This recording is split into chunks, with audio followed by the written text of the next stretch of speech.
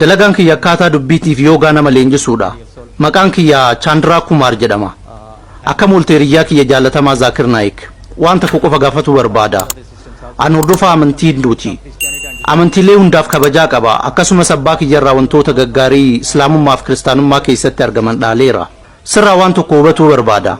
Amantiileen kuuwwan ummata bakka murtaawaa jiraniif qofa akka ta'e ibsiteerta. Islaamummaan garuu addunyaa cufaaf yeroo hundaaf dalaga jedhame. Akka hubannoo kiyyaatti Veedaan rahmataa fi gammachuun ilma namaa cufaaf ta'uu qaba jedha. Hinduu qofaaf ta'uu qaba hin jenne. Kan biraan ammoo wayita Rabbiin ibsitu suratul Ikhlaas fayyadamte. Qul huwallahu ahad Allahu samad lam yalid wa lam yulad wa lam yakul lahu kufuwan ahad. Like that in our Vedas also. Haaluma wal fakkaatuun Veedaa keenya keessattis Samaadii Paataa of yoogaa lakkoofsa 20 hanga 28 irratti akkana jedha. Klesya karma vipaka asayaihi aparamrishnaha purusha visheshaha Ishvaraha tatra niratisayam sarvajna bijam sarveshamapi guruhu kalena anavachchedat tasya vachakaha pranavaha. Wanti isaaf kenname homaafuu hin kennamne. Inni wantoota shanan ni caala. Inni yeroo hundaa ni jira. Sifni ati Allah ni qaba jette suni isa kanaafis ni jira. Bhagavad Gita keessatti akkuma atuu beektu boqonnaa 3 shlookaa 31 karma yoogaan akkana jedha. Yete matamidam far manavaha shraddhavayo anasuyatom muchyante api karmabihi. Namni amantii kiyya hordofu bakka kanatti namni hundi jedhe. Muslima, Hinduu yookaan Kiristaana hin jenne. Ilma namaa hunda kan Bhagavad Gita kiyya hordofu waliin jira jedhe. Sun waan tokko. Kan biraa akka atuu beektu, kan biraa akka ani beekutti. And to the best of my knowledge, I don't know that surah you say. We are getting late. You already asked 3 questions already. Please. We have asked 1 question. The police is saying the time is up. We have to respect the law. Obare isaan mujala dhuma jira. Ati amma gaafii sadii gaafattee jirta. Gaafii tokko gaafachuu qabna. Poolisiin isaan dhumu jiru nun jechuu jira. Seera kabajuu qabna. Yoo akkas hin goone musliima gaarii miti nun jaan. Amma sa'aatiin jalaatutti jira. 10 walakkaa dabree jira. Gabaabsee deebisaa si kennu yaala. Gaafiilee kanneen hundaaf deebiin kennamee jira. Akkasumas kaaseetota kiyya ilaaluu ni dandeessa. Kaaseeta wal fakkeenya Islaamummaa fi Hinduuzimii si kenna.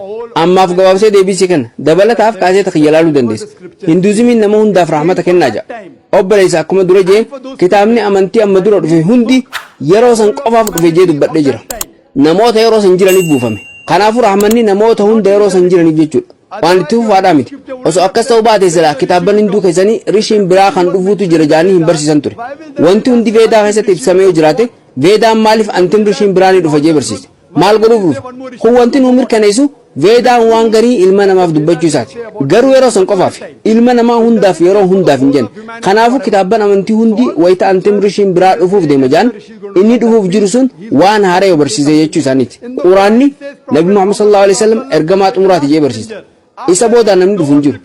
Namni tokko ka'ee wahii narratti buufamee jira jee namni sun ogeessa sammuu bira dhaqee ergamaan amma booda dhufu hin jiru. Gara gaafii lammataa fi sadaffaa yoo dhufnu Veedaan keessan Rabbi tokkicha jira. Isa gabbaruu qabdan jira. Anis dubbii kanaan walii gala. Anis kan maaf qul huwallahu ahad jedhe. Eegasuu gaafii maaliree? Ati Rabbi san gabbartaa? Qul huwallahu ahad jette. Rabbi tokkicha jette. Inni hin dhalanne. Inni fakkiin qabu. Wanti isa fakkaatu hin jiru jette. Wanti naan si gaafachuu barbaadu eeyyeen anis waan sanatti ni naman. Ati yoo Rabbi sanitti amantaa? Ati Rabbii keetii sanama qopheessite taanaan Veedaa kee mormaa jirta jechuudha. Akkuma duratti ibsetti ifaan ifatti akka taa'etti Shiveet Ashfaatiraa Upanishaad boqonnaa 4 lakkoofsa 19 irratti akkasumas Yejurveedaa boqonnaa 32 lakkoofsa 3 irratti naatasii partima asti. Gooftaa saniif paartimaan hin jiru. Soodduun hin jiru, sanamni hin jiru, fakkiin hin jiru, suuraan hin jiru, siidaan hin jiru. Yoo waan kanatti amantee akkuma ulaagaa afran suuraa Ikhlaas irra jirutti gooftaa kana gabbarte gooftaa sirrii gabbaraa jirte jechuudha. Yoo hin taane gooftaa kijibaa gabbaraa jirte. Deebisaa siif kenna jeebda.